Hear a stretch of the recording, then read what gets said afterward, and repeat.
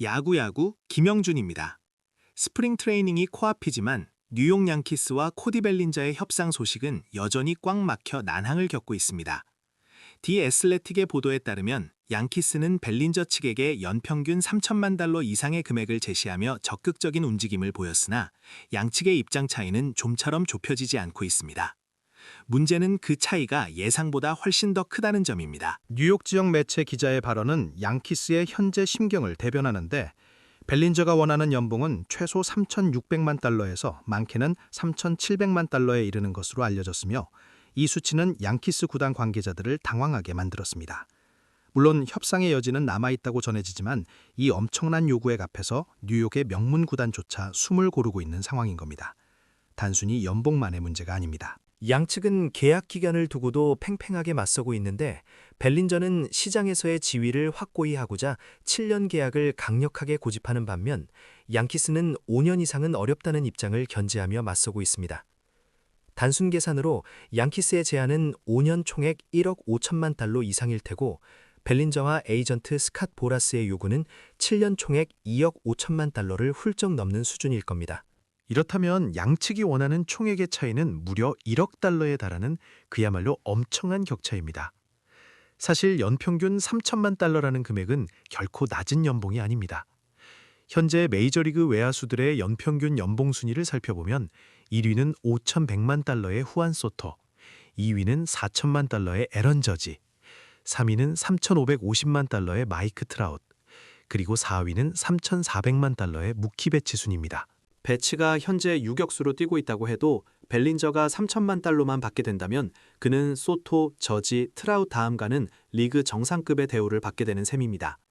하지만 보라스가 왜 3,700만 달러까지 요구하는지를 이해하려면 작년에 벨린저와 비슷한 계약을 맺은 선수들의 상황을 비교해봐야 합니다. 지난해 56홈런 132타점을 기록했던 카일 슈와버가 5년 1억 5천만 달러를 받았고 38홈런 126타점의 피트 알론스가 5년 1억 5,500만 달러 수준의 계약을 받은 것과 비교해봅시다. 30세 시즌을 시작하는 벨린저는 슈와버나 알론소에 비해 나이가 어리고 중견수 외야 수비가 가능하다는 명확한 장점이 있습니다.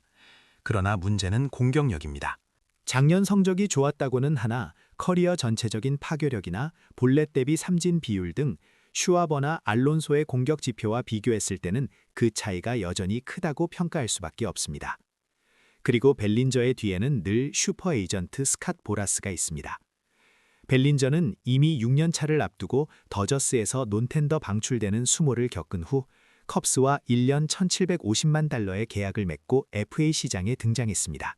보라스는 이때도 초장기전으로 협상을 끌고 갔고 마침내 2월 27일이 되어서야 3년 8천만 달러 계약을 받아냈습니다. 매년 옵트아웃 조항이 있었지만 첫 시전 부진으로 인해 옵트아웃을 포기했고 트레이드를 통해 양키스로 오게 되었죠. 그리고 다시 좋은 성적을 기록한 벨린저는 올해 2,500만 달러의 연봉을 거절하고 세 번째 FA 도전에 나섰습니다.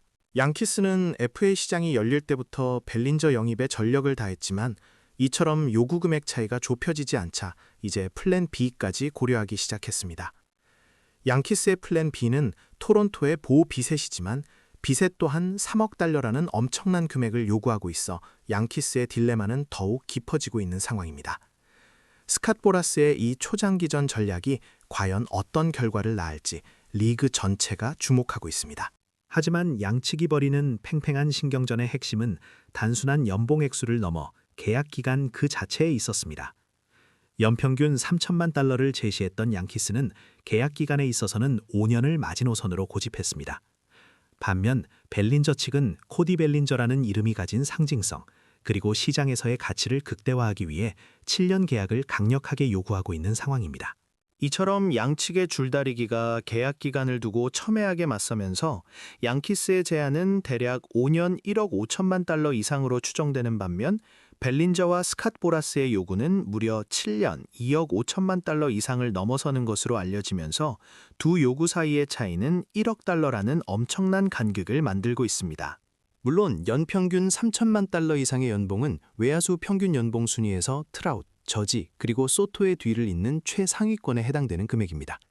현재 외야수 포지션에서 가장 높은 평균 연봉을 받는 선수들은 5,100만 달러의 소토, 4천만 달러의 저지, 3,550만 달러의 트라우슨이지만 무키 베츠가 현재 유격수로 포지션을 바꾼 상태임을 감안하면 벨린저가 3천만 달러를 받더라도 리그 최고 수준의 대우를 받는다는 사실은 변함이 없습니다. 하지만 이 요구를 정당화하기 위해 벨린저의 공격력을 따져본다면 논란의 여지가 생깁니다. 일례로 지난해 56홈런 132타점을 기록했던 카일 슈와버가 5년 1억 5천만 달러 계약을 받았고 38홈런 126타점을 기록한 피트 알론소가 5년 1억 5,500만 달러에 합의한 것과 비교했을 때 올해 33시즌을 시작하는 벨린저는 나이가 어리고 외야 수비가 가능하다는 장점은 분명히 있지만 순수 공격력에서는 슈와버나 알론소에 비해 차이가 큰 것이 사실입니다. 결국 양키스 입장에서는 벨린저에게 장기간의 거액을 안겼다가 공격력이 다시 하락할 경우 엄청난 재정적 부담을 안게 될 위험성이 존재하는 것입니다. 양키스가 이처럼 팽팽하게 맞서는 벨린저와의 협상에서 이견을 좁히지 못하자 이들은 이제 플랜 B뿐만 아니라 투수 보강에도 눈을 돌리기 시작했습니다. 양키스가 벨린저 영입에 모든 전력을 쏟았음에도 불구하고 진전이 없자 에드워드 카브레라에 대한 진심 어린 관심을 잠시 접어두고 프레디 페럴타와 맥켄지 고어를 영입 대상 명단에 올려놓은 것이 확인되었습니다. 현재 800만 달러의 연봉을 받는 페럴타는 FA까지 1년이 남았고 560만 달러의 연봉을 받는 고어는 2년이 남아 있습니다. 양키스는 벨린저의 협상이 장기화되면서 발생하는 공백을 메우기 위해 트레이드 시장에서 유틸리티 플레이어나 선발 투수를 확보하려는 움직임을 보이고 있는 것입니다. 한편 FA 시장 외의 트레이드 시장에서도 흥미로운 소식들이 이어졌습니다. 애리조나 디백스는 팀의 핵심 내야수였던 케텔 마르테를 트레이드 시장에서 전격 철수시켰습니다. 마이크 헤이즌 단장은 마르테의 트레이드를 시도하면서도 절대 싸게 팔 일은 없다고 단언했고 실제로 최근까지 디백스의 기준에 맞는 만족스러운 제안이 하나도 들어오지 않았음을 밝혔습니다. 최고의 이루수인 마르테는 여전히 6년 1억 35만 달러 계약이 남아있으며 디퍼를 반영하면 6년 8,760만 달러 수준으로 엄청난 인기를 자랑했으나 디백스는 결국 그를 잔류시키기로 결정했습니다. 디백스는 원래 마르테를 트레이드하고 3루수 알렉스 브레그먼을 영입하려고 했지만 마르테가 팀에 남으면서 이제 우타 1루수를 영입하는 쪽으로 계획을 선회할 것으로 보입니다. 그리고 이 지점에서 재미있는 시장의 연쇄 반응이 나타났는데 바로 휴스턴 애스트로스가 1루수 크리스찬 워커를 트레이드 시장에 내놓았다는 소식입니다. 워커는 디백스 시절 마지막 3년간 평균 32홈런 94타점, OPS 8할 1푼 3리를 기록하며 다저스 킬러로 명성을 떨쳤지만 휴스턴과 3년 6천만 달러 계약을 맺은 지난해 크게 부진하면서 입지가 불안해졌습니다. 이에 따라 디백스가 휴스턴으로부터 연봉 보조를 맺는 조건으로 워커를 다시 데려올 가능성도 주목받고 있습니다. 이마이와 계약을 맺으면서 사치세 기준에 더욱 가까워진 휴스턴은 2년 4천만 달러가 남은 워커와 연봉 조정 신청에서 995만 달러를 요구한 파레데스 중에서 한 명을 트레이드하고 남은 한 명에게 1루를 맡겨 재정을 정리할 계획입니다. 다만 3루수는 3년 9,200만 달러 계약이 남아있는 카를로스 코레아로 이미 확실히 정해져 있는 상황입니다. 이와 함께 FA 외야수 맥스 케플러는 금지 약물 복용이 적발되어 80경기 출장 정지라는 중징계를 받았습니다. 독일 베를린 출신으로 메이저리그 통산 78홈런을 기록했던 마이크 블라우스와 70홈런의 글렌 허바드를 제치고 독일 태생 선수 중 1위에 해당하는 기록을 보유한 케플러는 과거 바우어 킬러로 유명했고 2019년에는 36홈런 90타점을 기록하며 반짝 활약했지만 이후 부진을 면치 못하다가 지난해 필리스와 1년 1,000만 달러에 계약했음에도 배성적을 기록했습니다. 게다가 좌투수에게 약해 플래툰으로 주로 기용되었던 케플러는 약물 징계로 인해 계약을 맺더라도 첫 80경기에 출장할 수 없고 포스트 시즌 출전까지 불가능해지면서 FA 시장에서 사실상 완전히 소외될 수밖에 없는 처지가 되었습니다. FA 시장이 거액을 두고 멈춰서 있는 동안 연봉 조정 신청에서는 최고의 기록을 경신할 것으로 예상되는 극한 대립이 벌어졌습니다. 연봉 조정 6년 차인 타일러 스쿠벌은 3,200만 달러를 요구한 반면 디트로이트는 1,900만 달러를 제시하면서 무려 1,300만 달러의 차이를 보였습니다. 디트로이트 지역 언론인 짐 보드는 2년 연속 사이 영상을 수상하고 최고의 활약을 펼친 스쿠볼에게 1,900만 달러만을 제시한 것은 도저히 납득할 수 없으며 스쿠볼이 연봉 중재 재판에서 반드시 승리할 것이라고 예측했습니다. 켄 로젠탈 또한 디트로이트가 적어도 2천만 달러 이상을 제시했어야 더 설득력이 있었을 것이라고 지적했습니다. 양측은 중재재판 전에 합의에 도달할 수도 있지만 만약 중재재판으로 넘어가게 된다면 중재관은 스쿠볼의 3,200만 달러와 디트로이트의 1,900만 달러 중 더 납득이 가는 한쪽의 금액을 선택해야 합니다. 만약 스쿠볼이 승리할 경우 그는 소토가 받았던 3,100만 달러, 그리고 데이비드 프라이스가 받았던 1,975만 달러를 넘어 6년차 야수와 6년차 투수의 최고 연봉 기록을 모두 경신하게 됩니다. 또한 2,185만 달러의 상승폭은 디그롬의 960만 달러를 제치고 연봉 조정 신청 투수로서는 역사상 최고의 인상폭을 기록하게 될 것입니다. 2024년 조정 심리에서 승소한 블라디미르 게레르 주니어의 1990만 달러 기록 역시 스쿠볼이 경신하게 되는 셈입니다.